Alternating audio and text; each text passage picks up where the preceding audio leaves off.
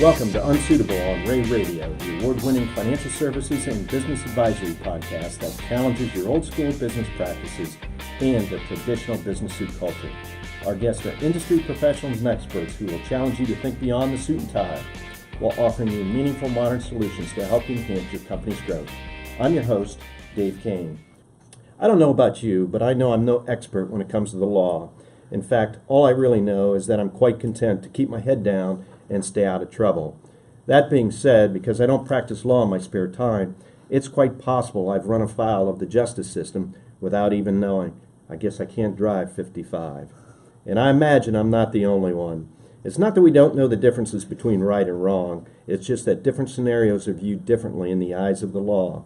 And that puts business owners in a particularly difficult situation. Because businesses produce products and or services that directly impact others, owners are under increased scrutiny and are more likely to endure legal headaches. Therefore, it should go without saying that maintaining a working relationship with your legal counsel is kind of important. Today's guest is Chris Pycraft with Critchfield Johnston, a regional law firm headquartered in Wooster, Ohio. Chris has worked with many business owners over the course of his career, and on this episode of Unsuitable, we're going to ask him how to get more from our business counsel. Welcome to Unsuitable, Chris. Great to be here. What I'd like to do is kind of start off and give us a little bit of maybe your elevator speech about Critchfield. All right, well, my marketing people are going to be disappointed with whatever I say, but I started my career at Critchfield. I went to Wooster High School originally, and so I went home again when I started there. We have 5 offices. We're located in the county seats of contiguous counties here in Northeast Ohio. So Wayne, Holmes, Ashland, Knox, and Medina, where our offices are located. I sit in our Worcester office, and like I said, I started my career there, and we serve as outside corporate counsel. Most of our clients are business clients, and we do just about everything except for domestic relations and criminal law. So we try to be a full-service business firm and help out with whatever our clients ask of us. Well, great, and I think you noted to me that your firm is the largest or one of the largest law firms in each of the counties that you guys operate within. That's right. We try to focus our efforts in areas where we have closely held, privately owned businesses. They tend to be small and mid-sized businesses, but they need sophisticated legal help. And we try to be a sophisticated legal advisor to them. We try to give them advice they would get in a bigger city and from a bigger firm, but at a hometown local price. And that's really how our firm works and how we try to work with our clients. Oh, good. Thanks for that quick elevator speech. And I always wanted to ask an attorney this. I never had an opportunity to do this, but while you're on the spot, I might just put you on the spot. You've never been put on the spot before, have you? Not by you. Certainly you watch a lot of TV, as I do, but is practice in law anything like Law and Order? Yes. I think my average day is just about like you see on TV. What's your favorite TV show that involves legal matters? Probably I have seen more episodes of Law and Order than any other. There are like legal a million of those. There are, that's right. Well, good. So now our listening audience knows it's exactly like that goes down. That's right. So basically whenever you get arrested, you call your attorney and you go to court within about 4 or 5 hours. That's usually how it works. Perfect. But today what we want to talk about is basically, as a business owner, how to specifically use legal counsel. That sounds like a kind of an open-end question, but we run across, both you and I as well, run across business owners who are not quite sure how to use legal counsel. I think that's a common problem, and one of the ways that we try to make our clients feel comfortable calling is to be part of their team, to work with their other service professionals, whether it's accounting or finance, their banker, their investment advisor. Depending on the type of business, they often have others too. And one of the things I've always been jealous of CPAs for is that you have a regular touch point with your clients. At least annually you have a return obligation. Usually quarterly you have estimates or some other need to do internal financials or to get something to your bank, or for some other reason there's a need to be in touch with your accountant. And so you have a regular touch point and you have involvement in your clients' businesses as an accounting firm. And one of the things that people tend to do when they want to work with their lawyer is call when there's a problem. And that often is too late. And so we often joke with our clients that an ounce of prevention is worth a pound of cure. And one of the things that happens when you wait to talk to your lawyer is you're already experiencing a problem. Sometimes it's a good problem. Sometimes you're growing. You need to find a way to acquire more help or a new product line, and you're struggling with how to make that happen and fit within your existing structure. Calling at the front end not only involves the attorney early and lets him participate in the planning process, which I think a lot of professionals would agree is usually the most fun.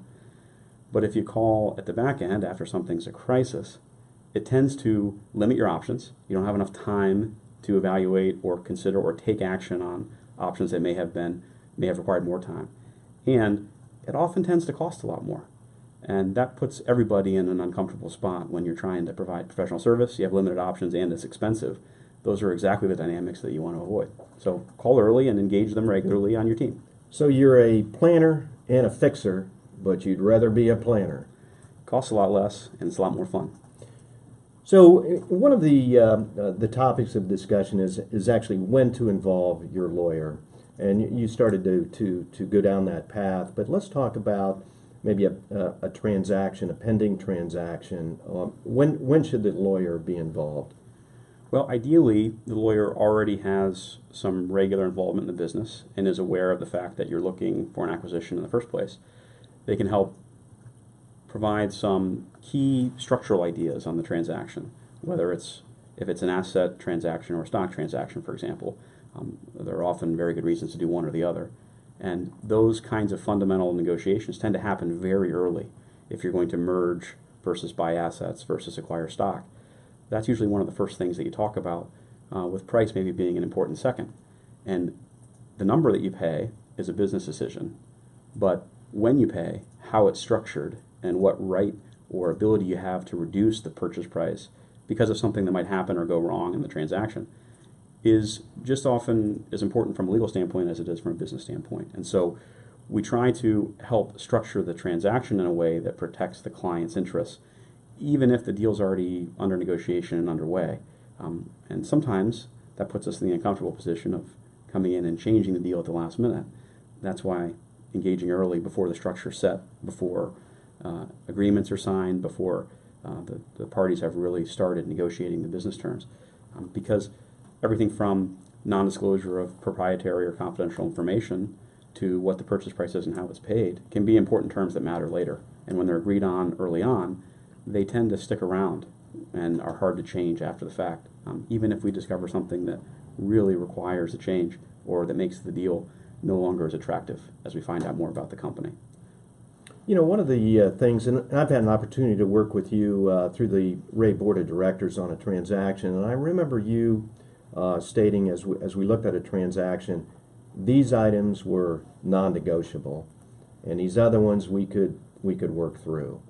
And I suppose getting your firm or your attorney involved early gives you the luxury to take a look at those type of things. Absolutely. And the kinds of things that are typically non-negotiable are, if you're going to acquire a company, you want to make sure you get good title to whatever it is that you're buying, whether it's real estate, equipment for manufacturing, clients in a service business, whatever it is that company has value to you, you want to make sure you can realize that value after the transaction. And so the things that tend to be non-negotiable are things that are fundamental to the value. Getting good title to the assets is one. Having things like representations and warranties and indemnification is another concept that needs to be present in the deal. Exactly how it's structured, what the numbers are, and how flexible they are, those are things that you negotiate. And so you can have concepts that are required or necessary in virtually any kind of business transaction, whether it's an acquisition or some other agreement. But I try to stay focused on those things that are really, really, really important, either because I know they're important to my client or because from a legal standpoint, they tend to be the places where business deals go sour. And we focus on those first and make sure we get those right. And we leave the other things a little more flexible so the business parties are happy with the deal that they strike. And it tends to be, in an acquisition context, a pretty collaborative process. Most folks are engaging in those transactions voluntarily. It's sometimes the case that particularly a seller may be forced to sell, whether it's because of the death of a founder or because of the bank or because of economic pressure, regulatory pressure. There could be lots of reasons that people are motivated, but at the end of the day, the deal still tends to be cooperative. And so building value together and finding a way to make the deal work so that it benefits both parties is, I think, essential to getting the structure right. And hitting those non-negotiable terms early and making sure that we can live with them is one of the key ways to make sure the whole deal from start to finish goes smoothly. Well, too, involving the lawyer early, especially with your firm, allows you to align the bench, get the bench strength in place so you can assist a client. I think that's a great point. And we've talked a lot about acquisitions, but in virtually any kind of business transaction, you often have particular industry or subject matter issues that you may need some specialized help. And that's not different than any other profession. I have partners and other folks who work in my office who handle things like workers' compensation and employment matters. That is not a particular area of focus for me. But every business that you acquire has employees and has benefits, and so those benefit issues have been something that I actually have had to get a little smarter on over the years, because everybody has a qualified retirement plan, everybody has some form of health insurance, whether it's a plan or a reimbursement arrangement or something else. And so having somebody who is knowledgeable about those items is important if you're going to do a total business acquisition. But they also probably have real estate, and they also probably have bad debt, and you may have to involve a litigator to help handle something that's a current dispute. And so there are different areas of practice, and for lots of good reasons, and engaging the right team is essential to being efficient for the clients. Trying to do everything yourself and trying to be an expert in all things is not generally a great strategy. That's why we work as a firm, so that we can have the right people on the bench and build a team for each transaction that is custom fit to solve the needs that we anticipate having in that deal. Right. You had mentioned earlier in the introduction that you may meet or see your clients maybe every 6 months, maybe a year, maybe every 2 years. Ideally, as a business owner, how often should I sit down with counsel and just talk about business items and how things have changed? What's your recommendation? Well, my dad and my brother are optometrists, and my mom and my sisters are dental hygienists. And in keeping with their practices, I'd like to say at least annually and twice a year would be better for your business health. I'd love to tell you more often than that, but the reality is most businesses run on a day-to-day level with owner or board involvement, and a lot of the issues that they handle are strategic and specific to their business and not necessarily long-term or legal in nature. We don't need to be interfering in those things at all. But what also typically happens is if you don't at least on an annual basis do some kind of a checkup, make sure you have the right officers appointed so that if you ever need to demonstrate authority, you can talk to your bank or another party you're entering into an agreement with that, yes, this person actually is the president of my company, or this person is the vice president of operations, and they have signing authority. Naming the officers, making sure that you have approved whatever it is, a change in a banking relationship, making sure that you have approved signing a long-term contract that has a particular capital expenditure requirement, or a deal of a certain size, making sure you have your authority structured right so that your board or your officers don't act in a way that exceeds their authority. Those are touch points that every business has on an annual basis that's good to review. Sometimes it's as simple as everything we did last year is still good this year. And often it's an entire change of management, or it's the addition or elimination of restrictions on authority. And those are the kinds of things that a lawyer can help make sure you have at least the right safeguards in place. Sure. Particularly as your business grows and you have more and more decentralized effort, it's more important to both authorize the company and its officers and agents to be doing the right things, and to have safeguards in place to make sure that those ideas and those guidelines are followed and not exceeded. Yeah, and you mentioned, and we've seen this in our practice with our clients.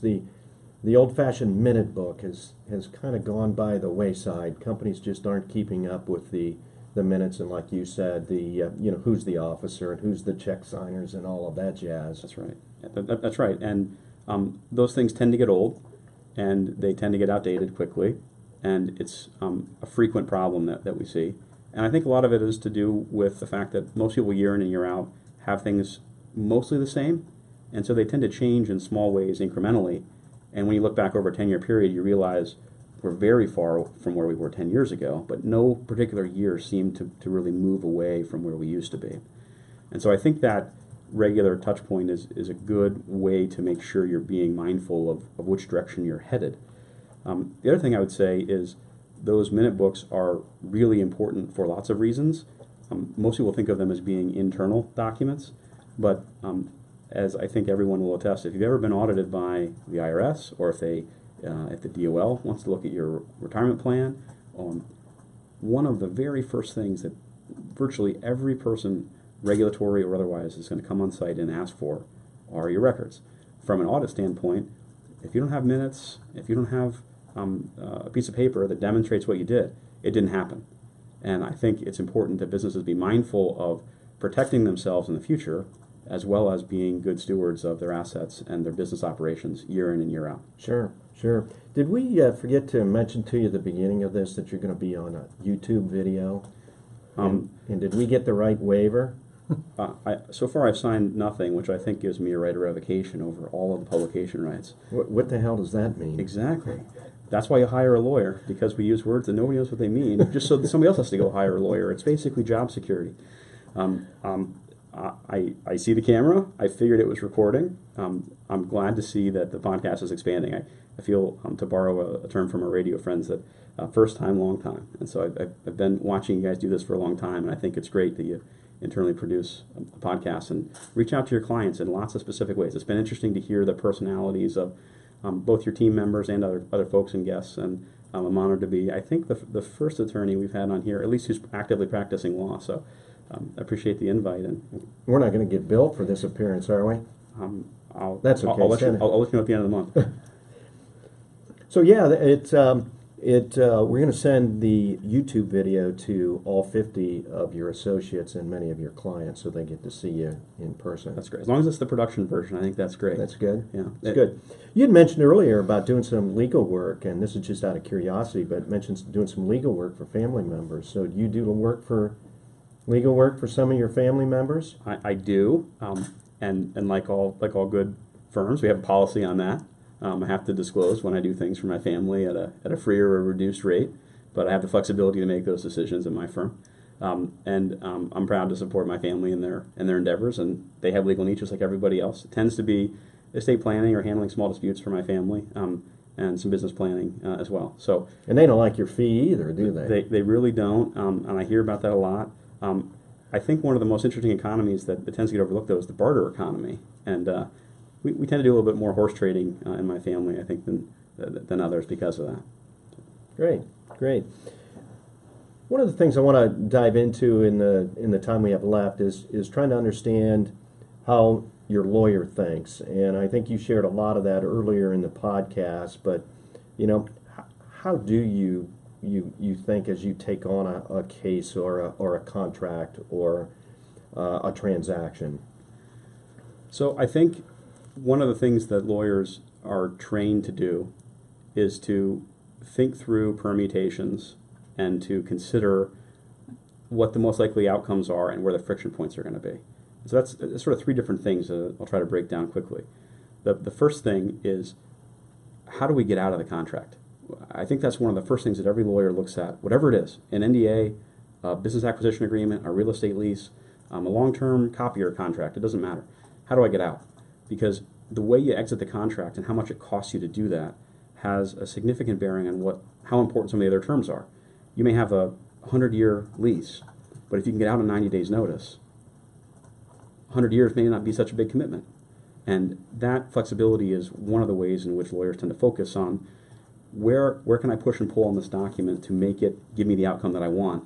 And that's how you can be flexible on some of the terms. I can give on a particular term that I might not like because I can either terminate the contract or otherwise exit it with low barrier. And that's an example of how lawyers tend to analyze. Notice that none of the things that I said relate to the business terms. It's not about how much. It's not necessarily about how long or what services are provided or how good they are or whether one contract party is an industry leader in whatever it is that they're doing. It tends to be more structural in nature. And having that other viewpoint in the room is one of the reasons why involving somebody early can be helpful, because not only do they look at things maybe a little differently than a business person would, but also we have the opportunity to see a real estate lease over and over and over again. Virtually every company signs a real estate lease at some point in their operations, but they may only sign one or two for 20 years. Well, I probably reviewed 20 this year already. And so what other people are doing, how the industry is moving, and how the friction points are likely to arise, help guide me in giving advice to people to be mindful of where they're likely to have problems and how we can successfully navigate the entire relationship with a contract, whatever it is. Good. I may have you take a look at my podcast contract and the royalties I'm being paid. We'll split any of the increase you can get. We'll give you a spiff on that. I'd love it. As we define success on a project, and I know you're very competitive. I know you're a single-digit handicap golfer. Do you have to win every case? Is that you? Is that Chris Pycraft? Do you have to win? I hesitate because I'd like for the answer to that to be no, but I think the answer probably for me is yes. And that's the key, though, right, is defining what winning is. It's not necessarily the case that a negotiation or a transaction or a contract has a winner and a loser. It's more about defining what is successful, what is the outcome. And so sometimes when people call their lawyer, they'll say, I have this contract I want you to review. Well, what is the successful legal service there? Is it reviewing and providing advice? Is it returning a red line document? Is there a deliverable? Sometimes, and I think my best clients are the best at this, clients will call because they want my viewpoint and they want to include that in their analysis and make their own decision. And those folks are great to work with because they're thoughtful and they value the perspective of others, and they will talk to their other professionals as well, gather all that information and make an informed decision. And that is one of the ways in which I think my favorite clients are great at working with our office, is they involve us early, they understand how we think, and they value our advice, but they make their own decision. And that's a really engaging client to work with. Fantastic. Great advice today as we kind of recap. You've covered, gave us some great advice on how to involve your lawyer, understanding how you think. And I know many of us think, what the heck do attorneys think about? But you've done a nice job of identifying that and also defining success for the project. And so appreciate your input. Our guest today has been Chris Pycraft from Critchfield Johnston from Wooster, Ohio. And again, thanks again for joining us on Unsuitable, Chris. You really touched on some great tips that will help our listeners get more from their relationship with their counsel. And if you have additional questions or would like to get in touch with Chris, just shoot an email to podcast@reacpa.com. We have some great articles on our website at reacpa.com podcast, and we're excited to announce that we are now offering a behind-the-scenes look at Unsuitable on Rea Radio on the Rea & Associates YouTube channel. Check it out, and while you're there, go ahead and click subscribe, and we'll make sure you get the YouTube on a weekly, monthly basis. And don't forget to subscribe to Unsuitable on iTunes. Until next time, I'm Dave Kane, encouraging you to loosen up your tie and think outside the box.